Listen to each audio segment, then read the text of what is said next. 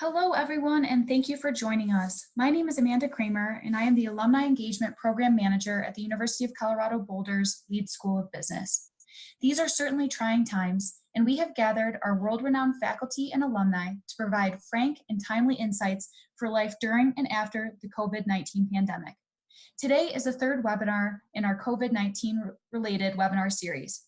For this webinar, we're excited to have Leeds Assistant Professor of Organizational Behavior, Dr. Christina Lacerenza, here presenting on Unlocking Your Virtual Team's Potential, Research-Backed Strategies for Improving the Synergy of Remote Work Teams.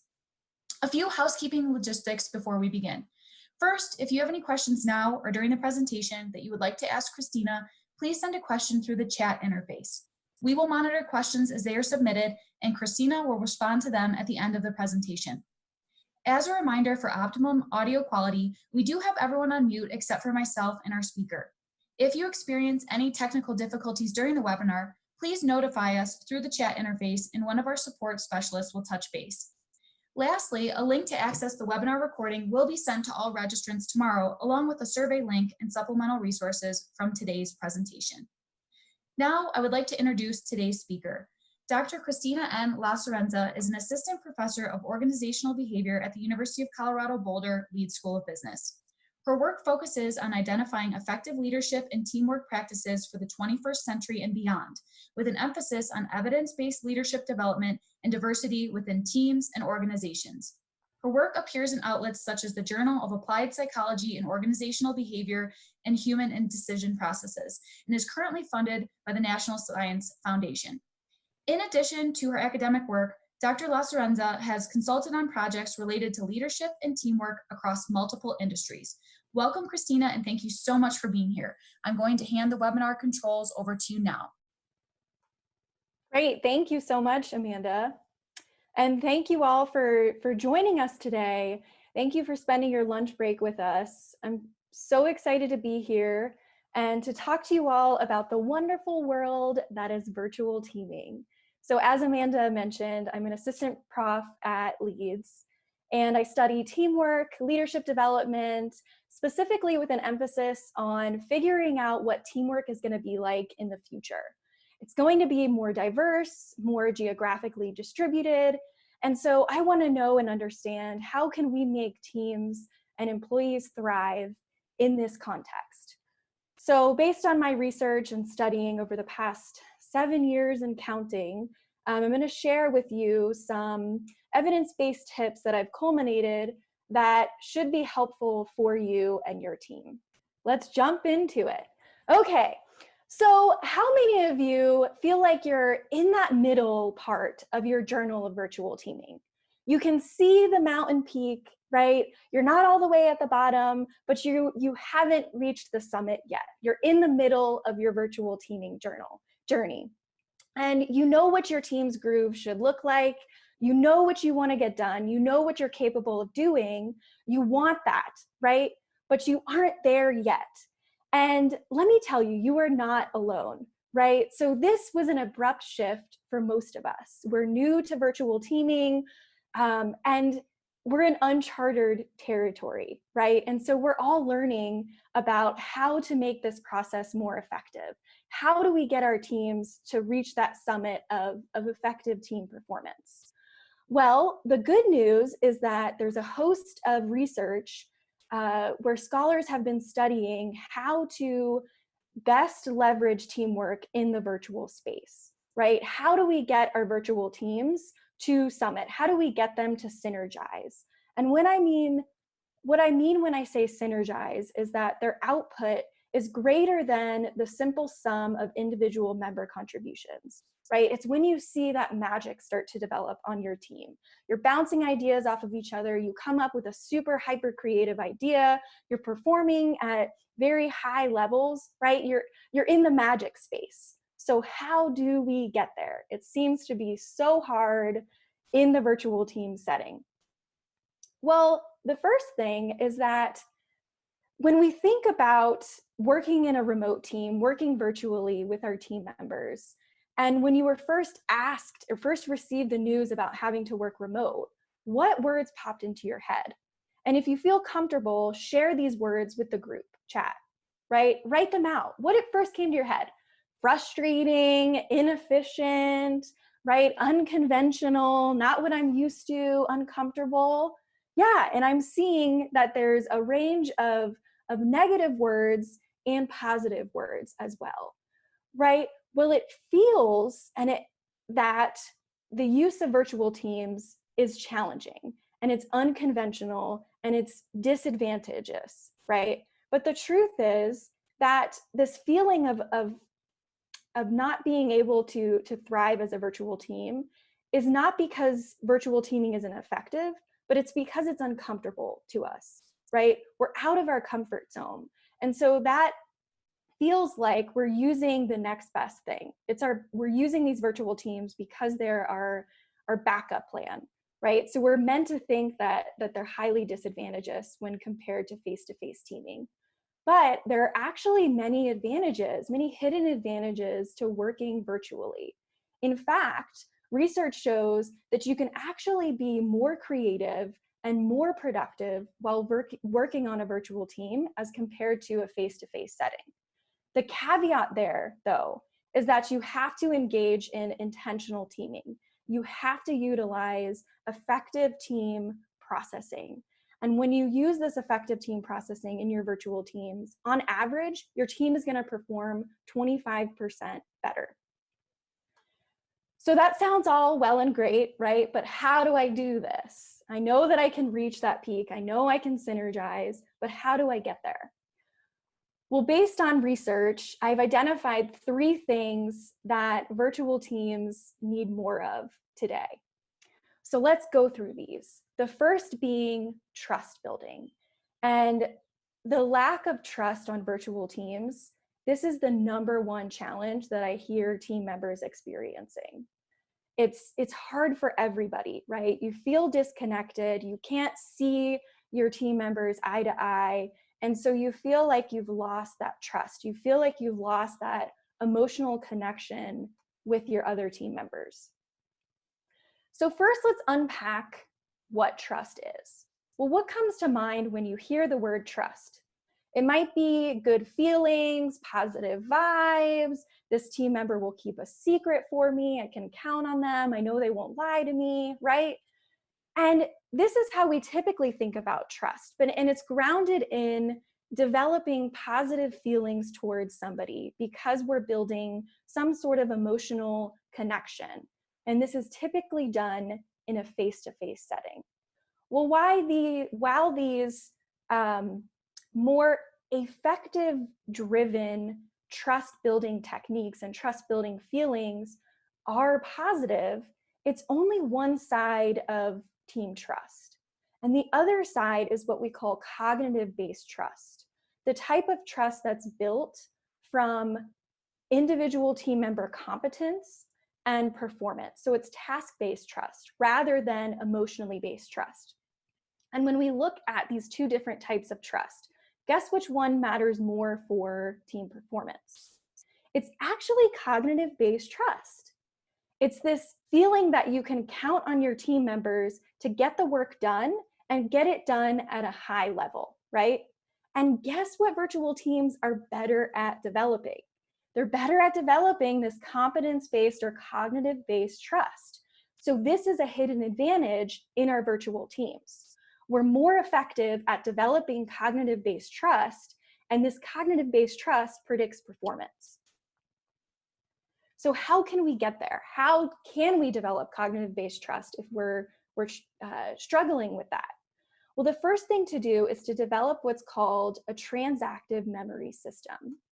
And a transactive memory system is essentially this shared understanding or a network knowledge of team members about their teammates. It's when a team accurately knows and understands each other's strengths and weaknesses, and they know what roles should be aligned with team members based on this knowledge about their strengths and weaknesses, right? So we all have a strong understanding, a shared knowledge base about what our team members are known for, and we use this information in order to help achieve the group's mission, right? So you're able to identify accurately who you should be going to when you are experiencing challenges in certain task-based related issues. I like to think about this as kind of like you're doing Hollywood style casting, right? So you know what your actors, your team members are good at. And so you provide them with the roles that complement those strengths. And so figuring that out is called developing a strong transactive memory system. Now, what about building affective-based trust? Because we still do need this in addition to cognitive-based trust. We talked about building cognitive-based trust. Well, in the virtual space, it's important to leverage the technology that we have, right? Technology right now is part of our best friend group. We want to utilize the richest form of communication tools that we can. So use video-based communication tools when you can, because it helps you to interact with your team members in a way that you would in the face-to-face setting, right? You can see them in the eye, you can see their body language, right? And you can pick up on their nonverbal cues. You also want to check in periodically with your peers and your boss, and maybe reach out to those who have been disengaged to kind of reel them back in, right? And to help build that trust between you and that team member who might not be communicating as much or might be a little less engaged. Another thing is to have virtual article clubs or book clubs where you talk about as a team an article that you read online, and you discuss things that aren't necessarily related to work. So you heighten that social connection that you have with your team members. The second piece that virtual teams need more of today is intentional communication. So when we look at virtual teams, when they don't develop healthy communication patterns or healthy habits, healthy norms within the virtual team, they're prone to 3 different types of communication challenges. The first is that we see that our virtual team members tend to share information that we hold in common among team members, and we withhold unique pieces of information that we have. And this is because it feels very comfortable, it feels good, it feels positive to talk about things that everyone on the team knows and understands. But when we are looking at teaming, the reason why we're using a team is because we want to leverage diverse perspectives, different heuristics, right? And so you need to share those unique pieces of information in the team context. The second communication problem that we see that creeps up in virtual teams is uneven participation. So when we look at the data, in a typical 5-person group, 2 people do 70% of the talking, right? And I know we've all experienced this where 1 or 2 individuals tend to dominate the discussion, and this tends to worsen in a virtual environment, especially when you're not using video-based communication methods, right? If you're just using audio, it's hard to pick up on individuals, their nonverbal cues where they're trying to interject, right? They're trying to say something, they're trying to pose a certain question, but you can't pick up on those nonverbal cues when you're just relying on audio communication. The third thing that we're prone to as virtual teams is anxieties and isolation, right? So we're social beings by nature, and because of that, we crave positive evaluation, positive judgment, and very socially trustworthy based cohesive experiences. And it's easier to create those types of comfortable experiences when we stay silent, right? We don't want to be judged negatively, and because of this fear, we stay silent. And again, it's easier to stay silent in the virtual team context because you're not seeing your team members on a daily basis, face to face, right? So you can hide behind your computer, you can hide behind email, but we don't want that. We want everyone to speak up. We want to hear dissenting opinions. We want to talk about new and interesting ideas. So how do we get there? We want to develop new communication patterns for this context, right? And the first thing is Again, utilize the technology that we have, but utilize it so that it helps your team rather than hinders your team. And you can do this by aligning the communication method that you use to deliver your pieces of information with the type of content that you're trying to deliver. So there are two types of computer-mediated communication. We have asynchronous methods, which are things like email, where there's a time lag between when the sender provides sends something and when the receiver reads it and responds back, right? There's a time lag. The other type is synchronous methods, and this is when you're able to communicate in real time. And we have to make sure that we're using methods like email and methods like Slack or instant messaging that align more with the synchronous communication methods in the best way possible. So if you're trying to communicate critical pieces of information, you want to use asynchronous methods. That way, pieces of information aren't missed, and your team members can appropriately flag those key pieces of information. On the other hand, if you're trying to ask quick questions, you want quick bits of feedback, you want to use things that are more synchronous in nature. So instant messaging and Slack. That way you don't inundate your team members with emails, right? You don't want to flood your team members' inboxes, which I'm sure we're all experiencing right now. I know I am. So you want to make sure that if there's smaller bits of information that you use those synchronous methods. Another piece is focusing on the quality of your communication. So when we look at the science, what tends to happen is that we over-communicate with our virtual team members. And so by focusing on the quality of the content that we're delivering, we reduce that tendency to over-communicate. And then the third piece is building high levels of psychological safety. Psychological safety is so important for teamwork, and it can be even more important for virtual teams. And it's this shared understanding or shared motivational state within your team that it's okay to speak up if you have an opposing viewpoint. So it's the license to speak up. And you want to make sure that you build up psychological safety on your team so that you don't have feelings of isolation or a lack of belonging among your team members. The third and final piece is having effective meetings on your virtual team. And again, I struggle with this. I know this is a huge challenge for most of our virtual team members. How do I run an effective meeting in this virtual space, right? Because when we look at the data, on average, we spend 6 hours a week in meetings, and this is a conservative estimate. And on average, we spend 2.5 hours a day responding to emails. That's a ton of time, right?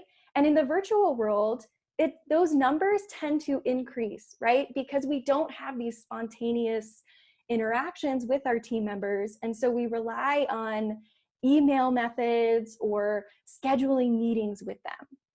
Well, in order for virtual teams to reach those high levels of synergy, you have to utilize your meeting time wisely. So here's a list of do's and don'ts when it comes to virtual team meetings. One of the biggest pieces is you want to make sure before you meet as a team that you identify objectives and you set an agenda in advance. And you submit this agenda to all of your team members. You want everyone on the same page about what's going to be discussed, what's a priority for this team meeting, what decisions have to happen during this virtual team meeting, and so forth. The other thing is that you want to avoid using this meeting time to give individual status updates. This seems like a comfortable thing to do because we tend to do this in our face-to-face meetings. But when we do this in the virtual world, it's really easy for other team members to become distracted, right? They kind of tune out if we're getting these repetitive individual status updates. So instead of having your team members communicate their updates during the team meeting, have them submit written updates prior to the meeting.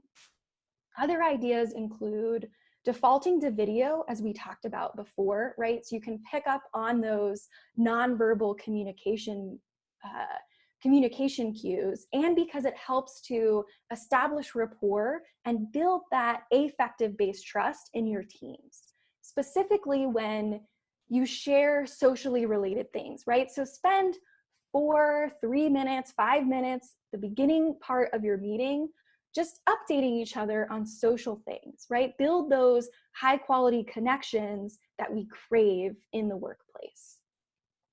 It's also really important that you make sure that everyone speaks up, right? So check in on a team member if they haven't said anything in a while. And it's not that you want to call them out for being disengaged, but rather ask them, Amanda, how do you feel about this point? Where do you think we're going with this decision? And how would you like to weigh in? I'm interested in receiving your point of view because you always have a creative take on things, right?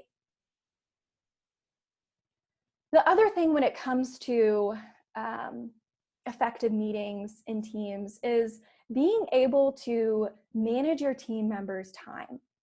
So another hidden awesome advantage to virtual teaming is that when you work in a virtual team, you're more creative individually and you're more productive individually because you get time to focus on your individual work at a greater rate when you're not in the face-to-face setting.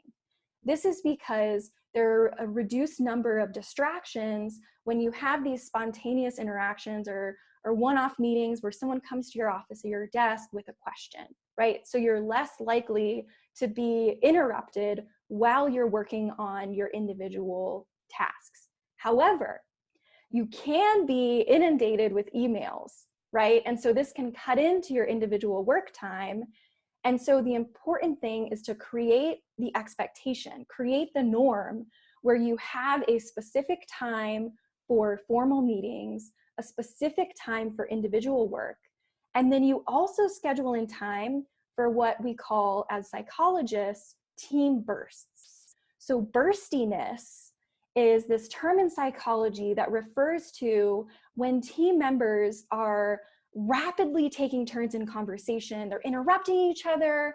There are moments when someone has a really great idea and then someone else jumps in and piggybacks off of that idea. They're super fun, highly energetic, highly engaging. And it's when we have a great distribution of these burstiness patterns along with our individual work time, right? So rather than leaving the communication patterns up to what happens organically, where you're interrupted through Slack or instant messaging with these short questions or short ideas, you leave or you schedule a specific time for those bursts, those team bursts to happen.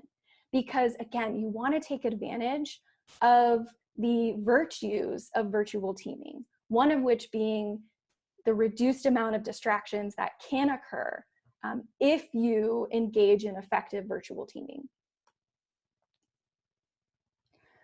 So I know I've gone through a lot, and I know that this, again, is challenging for you to switch to your next best alternative, right? But I want to leave you with this positive note. When we look at the data, when we look at companies that leverage virtual teams, the data is positive, right? When they're engaging in effective virtual teaming, right? So if we look at Sabre, which is a global tech company focused in the travel industry, after they introduced virtual teams, customer satisfaction ratings improved. Their market share increased. The amount of customers increased, right? Because they were able to leverage these advantages that virtual teams bring. And I know that you can do the same. So I also want to talk through this wonderful idea. So in the Japanese culture, they have this saying where when a piece of pottery breaks, you repair that broken piece of pottery with gold, with the understanding that the piece of pottery is going to be more beautiful for having been broken. And so you can do the same with your virtual teams. And I'm here to help you, and your peers are here to help you to make sure that happens. So we have about 5 minutes left for questions, and we have a hard stop at 12:30 because I know we all want to get back to working in our teams and creating burstiness, right, in our teams. So if there's a question that you have that I don't get to, please feel free to email me. Great. Thank you so much for this wonderful information. Christina, we have time for a couple of questions. As Christina mentioned, please feel free to put those into the chat or Q&A windows. Let's start with a question we have here. What is one piece of advice you have for leaders navigating this challenging time?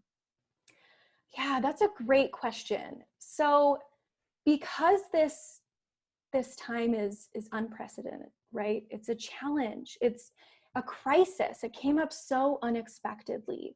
Our worlds have been challenged and they're changing every day. We have to, as leaders, balance being compassionate with expecting results, right? And on a daily basis, we're balancing those things. But in a crisis situation, you want to lead with passion, and then the results will come, right? Because if your team members are highly anxious, right, they're uncertain about the future, they're uncertain about when they're going to be able to get back to their office again, we don't know, they're not going to be able to perform to your expectations. And so you have to show compassion as a leader and understand their point of view, practice empathy, and then you can work with them and set clear performance expectations and get them to reach and unlock their full potential. Great, that absolutely makes sense. See here, we have another question from Joan. Is it okay in a small team to have a transparent group conversation about each of our strengths? Yes, absolutely. I'm so glad you asked that question because it's so uncomfortable for us to do that. And I do this exercise with my MBA classes and my undergraduate classes where I have them state their strengths to the class. And it is so hard for them to do this. And that's terrible, right? We want to be able to say, these are my skills. I am great at statistics. I'm great at measuring things, right? And so when you have those problems on our team, please come to me. Because if I believe that I'm great at stats and you run into a statistical issue and you go to someone else on the team, my identity, my self-worth is going to feel hurt, right? Because I'm going to feel like, well, geez, Heather didn't think that I'm good at statistics and I really am. Maybe I'm not that good at it, right? But when in all actuality, I never communicated to Heather that that's one of my strengths. And when on teams, when your team members see you and see your strengths as well as weaknesses in the same way that you see yourself, we call that self-verification. And that self-verification process leads us to higher levels of team creativity and performance because you're effectively and accurately leveraging each other's strengths. Great. Thank you for that information. And then one final question here from Selma, and then we'll wrap up. Do you have recommendations on how to get students to invest in virtual teaming when they're working from home? Yeah, that's a great question. So what I've done in some of my classes is I've made them engage in discussion postings as well as responses. And so in addition to having them come up with their own opinion and posting information about the content that they're reading, I also ask them to respond to 2 to 3 team members or other students' discussion postings. And they create this great dialogue on their own where they end up responding to that person, and you can see this great thread happening. And so if you just nudge them in that direction, nudge them to engage and conversate with each other, to work in teams together, then you'll see that they actually really enjoy it. And also talking about and providing them with information about the virtual teaming resources that they have as a student. So talk about the use of platforms like Zoom or Microsoft Teams or Slack, and make sure that you let them know that they can use these things that are available to them, and here's how to do it. Great. Thank you for that information, Christina. And if you have any additional questions, please feel free to email Christina at the email address listed here. She has indicated that she is more than happy to answer any questions that you may have. At this point, I'd like to say thank you so much to everyone for joining us for today's presentation, and thank you again to Christina for this wonderful information. As a reminder, all webinar attendees will receive an email tomorrow with a link to the recording of this presentation. To view upcoming webinars in our COVID-19 series, as well as previous recordings, please visit our website at colorado.edu/business/alumni. We hope to see you on Wednesday for our next COVID-19 webinar on how to leverage humor during a crisis.